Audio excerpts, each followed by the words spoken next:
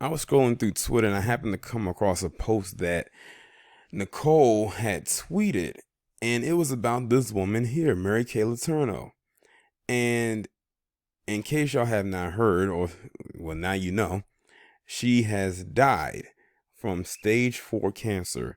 Now, for those of you who do not know who she is, she became infamous back in the 90s when it got revealed that she, who was a teacher at the time, was having a relationship with her then 12-year-old student whose name was, I think, Billy Falau.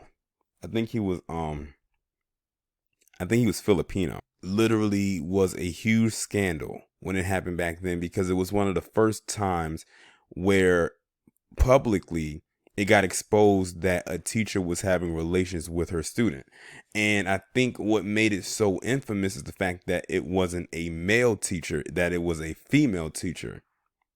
And I remember back in 2000 watching the movie that they did about her. And man, let me tell you, I don't think the movie did it justice, because what I had to do like later on was read and research about this. And this woman right here was a piece of work. I mean, you're talking about a woman who appeared to be the all-American white female who was a teacher. She was married. She had, I think, 2 kids. And then, one day she developed an attraction to her student and just developed a relationship with him, even so much so that eventually when he got of age,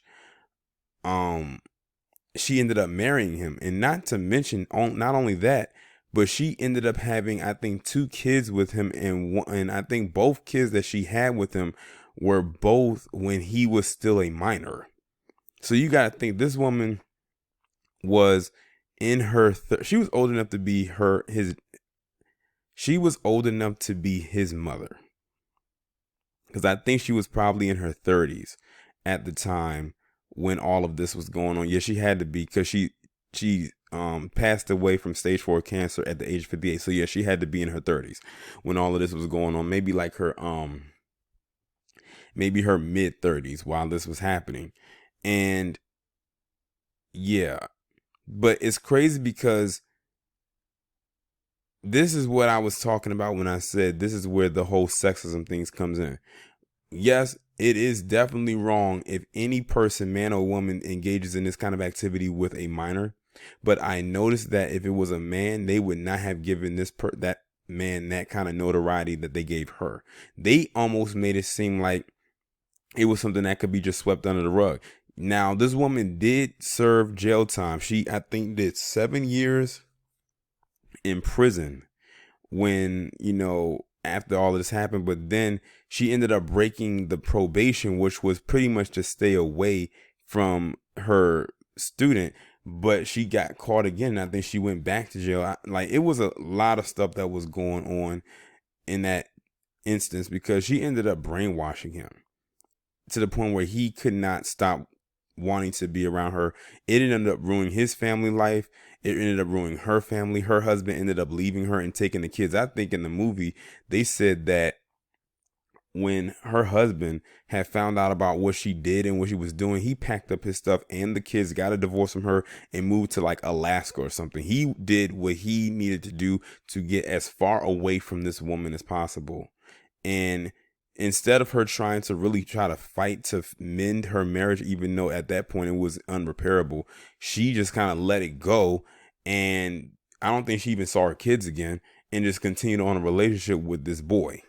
Like, this woman was completely sick in the head. And the fact that they kept glossing over it was very disingenuous. Now, I wonder if Me Too was around back then, would they have said nothing? Yes, I know they wouldn't have said a damn thing, because one, this is a white woman we're talking about. They would have made all types of excuses for her. As a matter of fact, I read a comment already before I even opened up this article, and it was on Twitter, and they were basically saying, they tried to throw the guilt thing, and I can tell it was probably a palm colored feminist that did it. Trying to reverse it. Well, if it was a male, as a matter of fact, let me see if I can find that tweet so y'all can actually read for yourself what she said. So, okay, I'm reading the tweet and I'm going to read what the guy said. And I'm going to read what this woman responded with. It said, Twitter outrage mom, rest in peace. Mary Kay Letourneau was a rapist and a pedophile. It says Mary Kay Letourneau committed statutory rape at least twice with one and only one child, whom she later married when he was 21 and remained married to him for 14 years. Now, this person came back out and said, would you be saying that if a male teacher raped and impregnated a 12-year-old female student? Are you for real? So this person literally tried to excuse the fact that this guy called her out for being a statutory rapist. What she is. That's what she did. She committed statutory rape against against a then 12-year-old boy who she ended up mothering two children with. And this person had the nerve to come out and say, would you be saying that if that was a male teacher that raped and impregnated a 12-year-old? To answer this ditzy bimbo's question, yes, I would be saying the same thing. Yes, that guy is a rapist and he would have deserved everything that's coming to him. The only difference is we know that he would have a book thrown at him and he probably would still be in jail to this day or serve a longer sentence. All this woman got was 7 years. They must expect us to feel bad for her. I don't feel bad for her. Because she's, like I said, she's a catalyst for a lot of stuff that come out today. When you hear about teachers having relations with their students, I always think back to her, whether it's a male teacher or a female teacher, but especially if it's a female teacher, considering she was a female herself. She is a true case study. I'm not saying that stuff like this didn't happen before her, but she made it famous. Hers went national at a time when social media wasn't even a thing. Can you imagine if this was going on during social media? And the thing is, they literally paraded her around like years later with her and her then ex-husband, because he ended up divorcing her a couple years ago, because he's like in his 30s now. And because he's in his 30s and he's probably damn near 40, to be honest. But they were parading them around with him and her when they were still married, and their two daughters, who are grown, by the way.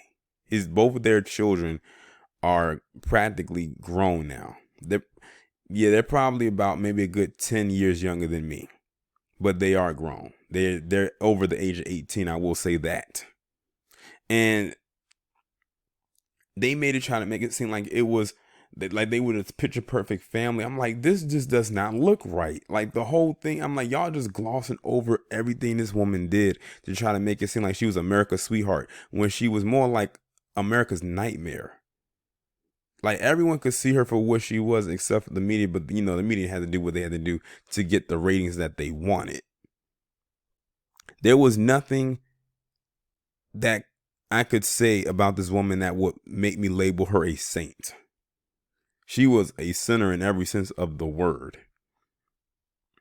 And I'm mad that this article that I pulled up said that had an affair with her 13-year-old student, when clearly he was 12 when they started having a relationship. I mean, this woman risked her job. She risked practically her life. She risked her marriage. She ruined two families, her family and the family of the boy.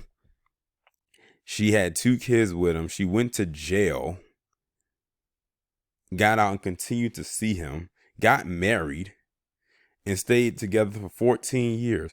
And I felt bad for him because he got robbed of actually having a relationship with a person that was around his age. Could you imagine that? Like that, I think that's what really made me mad about the whole situation, is that this woman, this thing, robbed this boy of his innocence, of his youth, to be quite honest. The minute that she got pregnant when he was still in high school, that was it. That was it. And then had another child, all before he was 18. And while she was a whole grown ass woman with a family herself. Like, there's not enough words I can put into this except this. As far as Mary Kay Letourneau goes, I feel absolutely nothing about her passing. I don't. I really don't. I'm talking as if I knew this woman personally, and I didn't know her. But when I think of all the stories where these teachers have relationships with their students, I always go back to her. That's why I say she is a true case study, because she took it to the extreme. She could have ended this. She could have actually stopped this before it even began. It's a host of other things that this woman did that I can't really get into because it's so much to unpackage. But I'm sure many of you will leave down in the comments when, some other information about her. But I just gave y'all some surface level things. Like I said, I really haven't even touched really tipped the iceberg with all the other stuff that she engaged in with this boy while she was alive, and while he was still a minor.